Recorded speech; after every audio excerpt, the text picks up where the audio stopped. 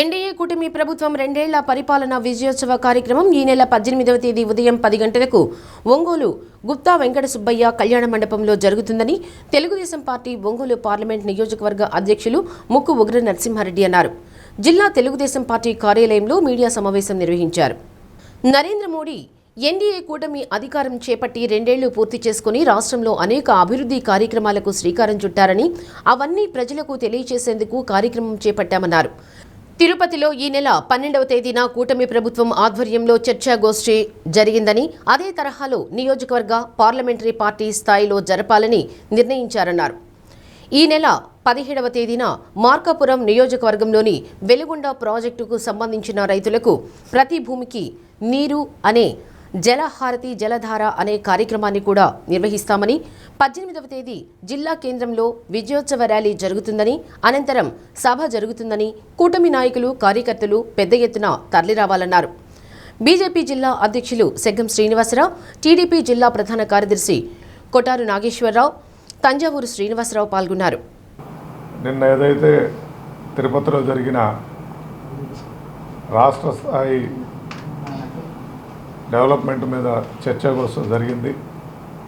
అదే స్థాయిలో నియోజకవర్గ స్థాయిలో జరుపుతూ మరి పార్లమెంటు స్థాయిలో కూడా జరపమని చెప్పేసి రాష్ట్ర పార్టీ ఆదేశాల ప్రకారం రేపు 18వ తారీఖున శ్రీ గుత్తా వెంకట సుబ్బయ్య గారి కళ్యాణ మండపంలో ఉదయం 10 గంటలకి మన ఒంగోలు ప్రకాశం జిల్లా 2 సంవత్సరాల అభివృద్ధి మీద కార్యక్రమం జరగబోతుంది.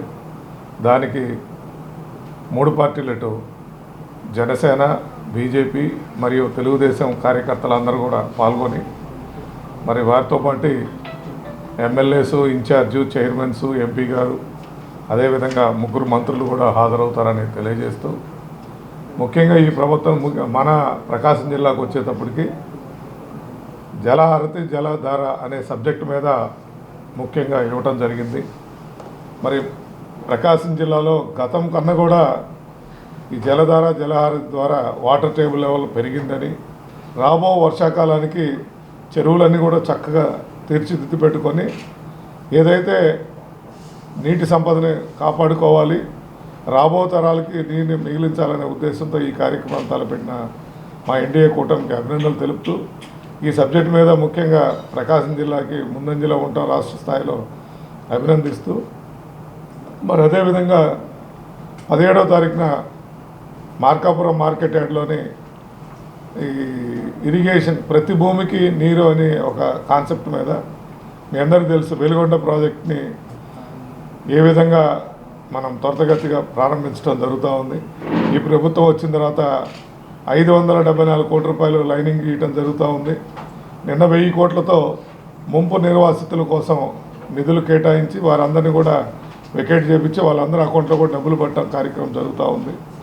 గత పాలకులు జాతికి అంకితం చేశామని చెప్పి ఇంకా 4000 కోట్ల రూపాయలు పని పెండింగ్ ఉన్నా కూడా నేను జాతికి అంకితం చేసే ఫోటోలు తీసి యాడ్లు వేసుకున్న పరిస్థితి.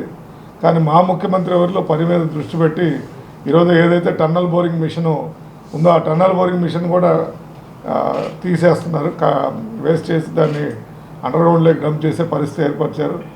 మరి మా ఇరిగేషన్ శాఖ మార్చులు రామానాయుడు గారు అయితే ప్రతి వారానికి ఒకసారి పర్స్యూ చేసి అవసరమైతే అక్కడే ఉండి అక్కడ అధికారులతో మాట్లాడి వారికి ఉన్న సమస్యను అధిష్టాన దృష్టికి తీసుకెళ్లి వెలుగొండ ప్రాజెక్టు పనులు కూడా త్వరితగతిన ప్రారంభించడం జరుగుతుంది.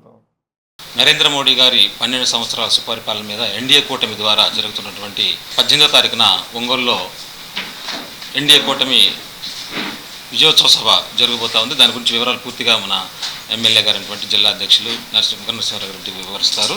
నరేంద్ర మోడీ గారి పరిపాలన తీసుకున్నట్టు ముఖ్యంగా ప్రజల విశ్వాసం, దేశ అభివృద్ధి, సంక్షేమ పరిపాలన, సబ్కా సాత్ సబ్కా వికాస్ లక్ష్యంతో కేంద్ర ప్రభుత్వం అమలు చేస్తున్న పేదల సంక్షేమం, మౌలిక వసతులు, అభివృద్ధి, మహిళా సాధికారత, యువతకు అవకాశాలు, దేశ రక్షణ, ప్రతికూల పరిస్థితుల్లో కూడా మన దేశం యొక్క అభివృద్ధి, ఈ యొక్క కార్యక్రమం మీద నరేంద్ర మోడీ గారు ఎన్డీఏ కూటమి ద్వారా పరిపాలన జరుగుతూ ఉన్నది. అలానే ఇటీవల కాలంలో అమరావతిలో మౌలిక సదుపాయాలు అధికారులకు కానివ్వండి, ఆఫీసులకు సంబంధించిన సందర్భంగా కూడా సుమారుగా 2500 కోట్ల రూపాయలు కేటాయించడం జరిగింది. అలానే మనకు విశాఖపట్నంలో రైల్వే జోన్ కూడా రావడం జరిగింది. అలాగే విశాఖపట్నం ప్రాణమైనటువంటి విశాఖ స్టీల్ ప్లాంట్ కూడా నిధులు ఇవ్వడం జరిగింది. అలా డబుల్ ఇంజిన్ సర్కార్ తోటి ప్రభుత్వం నడుస్తూ ఉంది. ఆంధ్రప్రదేశ్ కూడాను ప్రధానమంత్రి గారు అనేక రకాలుగా నిధులు కేటాయిస్తూ ఆంధ్రప్రదేశ్ రాష్ట్రాన్ని అభివృద్ధి పదంలో నడిపించడానికి చాలా కృషి చేస్తూ ఉన్న సందర్భంగా అలానే నరేంద్ర మోడీ గారు దాదాపుగా మన 9వ తారీఖుకి 4399 రోజులు ప్రధానమంత్రిగా రికార్డుని ఇంతకుముందు నెహ్రూ గారి పేరు మీద ఉన్నటువంటి 4398 రోజులని ఒకరోజు అది ఎక్కువగా చేసి ఆ రికార్డుని బ్రేక్ చేయడం కూడా జరిగింది. అలానే ప్రపంచ దేశాల భారతదేశం యొక్క ఖ్యాతిని వినిపించేలాగా నరేంద్ర మోడీ గారి యొక్క పరిపాలన జరుగుతూ ఉంది.